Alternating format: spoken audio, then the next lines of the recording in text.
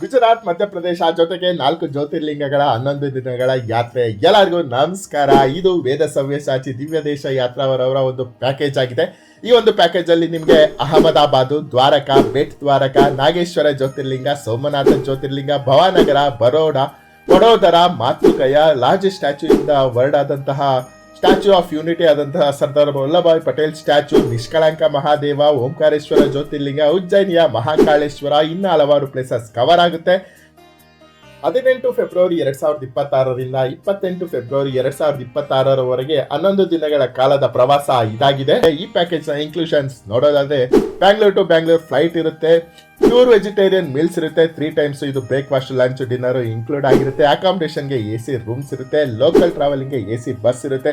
ಜೊತೆಗೆ tour guide ಆಗಿ ಸ್ವತಃ ವೇದ ಸವ್ಯಸಾಚಿ ದಿವ್ಯ ದೇಶ ಯಾತ್ರಾ ಗುರುಗಳೇ ನಿಮಗೆ ಬಂದು ಎಲ್ಲಾ ಪ್ಲೇಸಸ್ ಬಗ್ಗೆ ಎಕ್ಸ್ಪ್ಲೈನ್ ಮಾಡ್ತಾರೆ.